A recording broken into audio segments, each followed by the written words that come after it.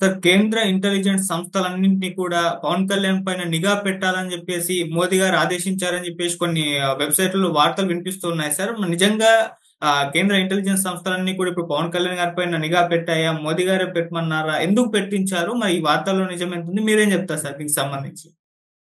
ఒక వార్త నేను కూడా చూశాను. ఆ వార్త ఏం చెప్తుందంటే పవన్ కళ్యాణ్ మీద కేంద్ర నిఘా సంస్థల నిఘా పెట్టారు.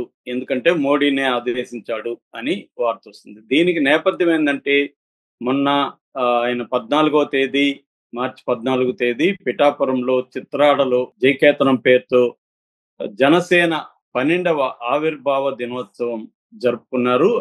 దానికి 57 ఎకరాల్లో ఆ సభ జరిగింది. లక్షలాది మంది అటెండ్ అయ్యారు. బ్రహ్మాండమైన సక్సెస్ అయింది. 1.5 అవర్ పవన్ కళ్యాణ్ స్పీచ్ ని చాలా జాగ్రత్తగా విన్నారు. సో ఇంతసేపు అటెన్షన్ ని గ్రాప్ చేయగలిగాడు పవన్ కళ్యాణ్. సభ కూడా చాలా సక్సెస్ఫుల్ గా చేయగలిగాడు. సో పవన్ కళ్యాణ్ కి మాట్లాడిన విషయాల్లో చాలా విపరీతంగా రెస్పాన్స్ ఈ మధ్య కాలంలో ఎవరి స్పీచ్ కి రానంత రెస్పాన్స్ వచ్చింది. ఇటు తమిళనాడు మీద ఆయన చేసిన వ్యాఖ్యలు కావచ్చు, తర్వాత సనాతన ధర్మం మీద ఆయన చేసిన వ్యాఖ్యలు కావచ్చు, బీజేపీలో ఏ నాయకుడు మాట్లాడినా దేశవ్యాప్తంగా ఇంత గుర్తింపు రాలేదు.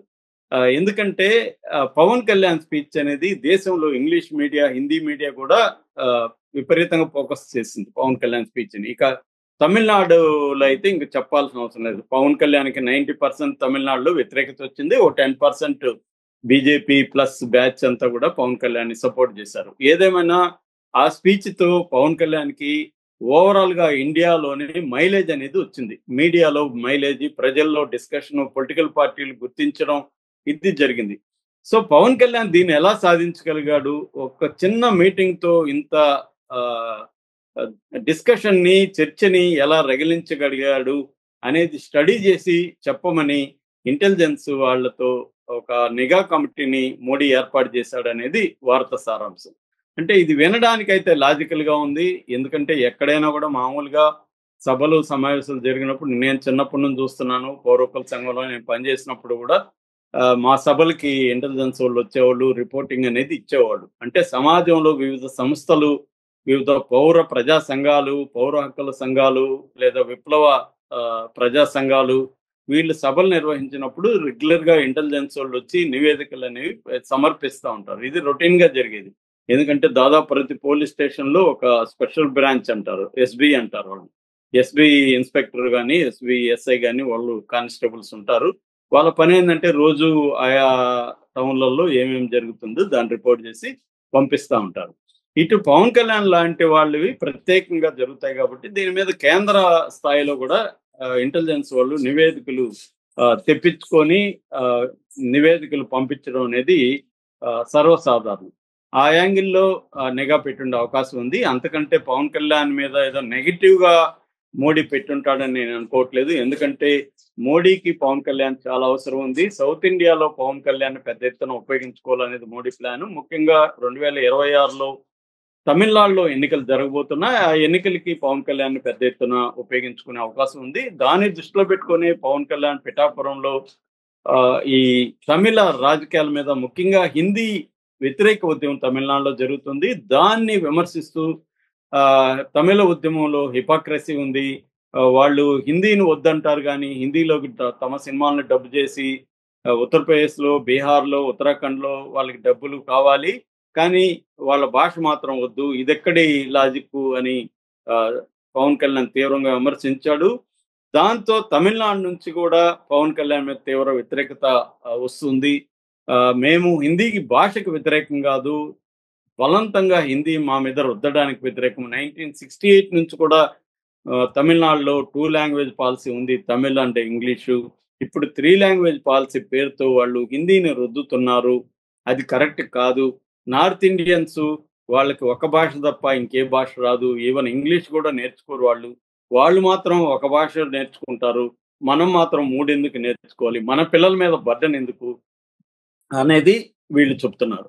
అట్లాగే హిందీ భాషను ఇంపోజ్ చేయడం వల్ల ఆల్రెడీ నార్త్ ఇండియాలో మైథిలి కావచ్చు, కొంకణి కావచ్చు, ఇలాంటి అనేక భాషలు 25 భాషల దాకా చనిపోయినాయి అనేది కూడా తమిళనాడులో మాట్లాడుతున్నారు. ఈవెన్ విజయ్ లాంటి వాళ్ళు, కమల్ హాసన్, తర్వాత డిఎంకే లీడర్స్ అందరూ కూడా పవన్ కళ్యాణ్ తీవ్రంగా విమర్శించారు. ప్రకాష్ రాజ్ అయితే ఇది జనసేన కాదు భజన సేన అని మాట్లాడాడు. అట్లాగే ఇక్కడ కూడా ఆంధ్రప్రదేశ్‌లో కూడా ఆహ్, షర్మిల లాంటోళ్ళు, తర్వాత అనేక ప్రజా సంఘాలు, అనేక నెటిజన్స్ పవన్ కళ్యాణ్ మీద తీవ్ర వ్యతిరేకతతో పోస్టులు పెడుతున్నారు. అంటే చెగువేరా నుంచి సనాతనం వరకు పవన్ కళ్యాణ్ ఎలా ట్రాన్స్‌ఫార్మ్ అయ్యాడు.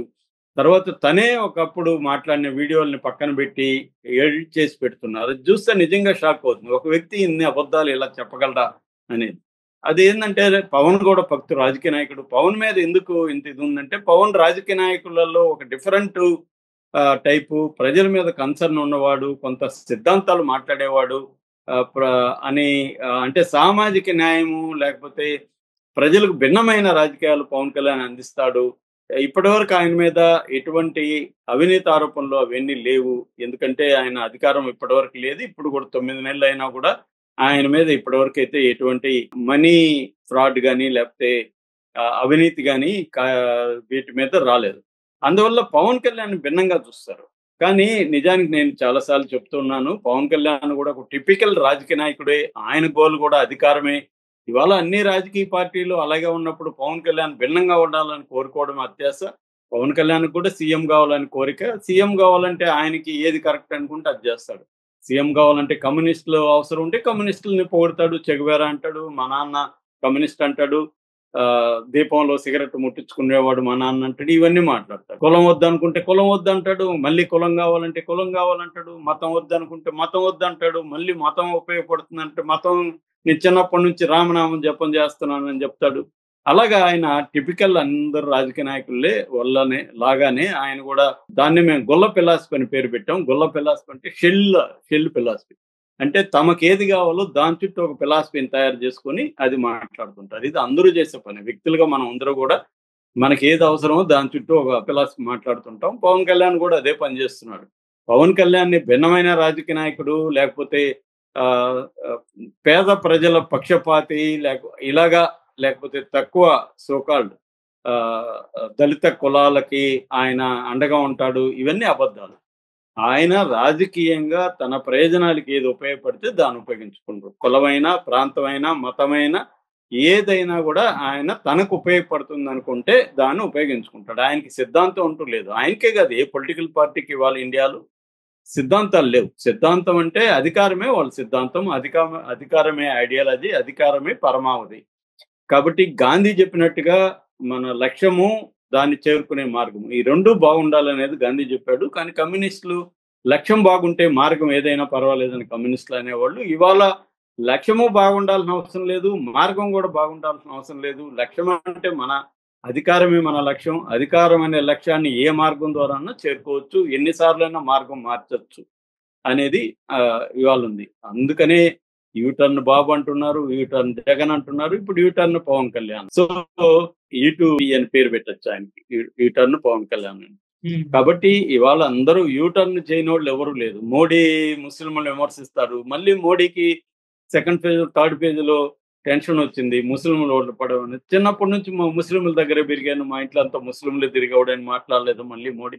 సో అందరూ కూడా ఏంటంటే ఓట్ల కోసం వాళ్ళు ఎన్ని ఓసరవిల్లు అవతారాలను ఎత్తారు. పవన్ కళ్యాణ్ కూడా భిన్నమైన వాడైతే కాదు. కాబట్టి మోడీ అయితే పవన్ కళ్యాణ్ అవసరం మోడీకి ఉంది, మోడీ అవసరం పవన్ కళ్యాణ్కి ఉంది. ఎందుకంటే మోడీ లేకపోతే చంద్రబాబు పవన్ కళ్యాణ్ క్యారీ చేయడు. సో మోడీ వల్లనే పవన్ కళ్యాణ్ ఏకైక డిప్యూటీ సీఎం ఉన్నాడు. మోడీ లేకపోతే చంద్రబాబు పవన్ కళ్యాణ్ అధికారం రాగానే పక్కన పెట్టేవాడు.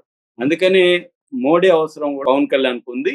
కాబట్టి పవన్ కళ్యాణ్ చాలా తెలివిగా గేమ్ ఆడుతున్నాడు. ఆ గేమ్ లో ఇప్పటి వరకు అయితే పవన్ కళ్యాణ్ సక్సెస్ అవుతూ కూడా వస్తున్నాడు. నెక్స్ట్ ఏం జరుగుతుందనేది చూడాలి. ఎందుకంటే రాజకీయాల్లో ఎప్పుడు ఒకే రకమైన పరిస్థితి